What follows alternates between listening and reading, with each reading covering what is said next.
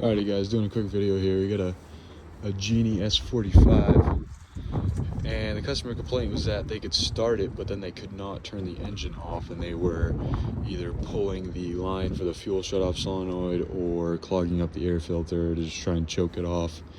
What I ended up finding is your circuit here.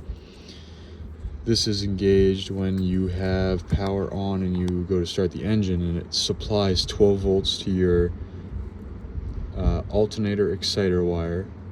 This is your 12 volt for your fuel shutoff solenoid, so they're supplying power to that. And then this is to your hour meter here. So what I found is that another tech had come out here and they had diagnosed a bad alternator. I don't think the alternator was the issue. However, they can't return it now because you can't return an alternator. What I found was that the diode had failed. So pretty much what was happening is when they sent 12 volts to excite the alternator, it was exciting it, and then what it was doing is that when you turn the engine off, it would just backfeed the power that the alternator was generating to constantly feed this circuit, which in turn kept your fuel shutoff solenoid engaged so the engine would not turn off. Now the diode on this,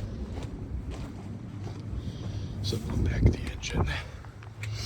This is a new alternator I had because I couldn't return it, so I just installed it. You can see the bubble there where the diode should be on your exciter wire. And what you can do is you can take your multimeter and put it on continuity test, and you should be able to have continuity one way, but you shouldn't be able to have it the other way. So this diode here has failed because it is just letting power flow equal ways. You want power to be able to flow one way but not back, because when it flows back, it's just supplying power to your other circuit, which in this case it's on the same circuit as your fuel shutoff solenoid. So what they were doing every time is just unplugging that, but I figured it was a good video.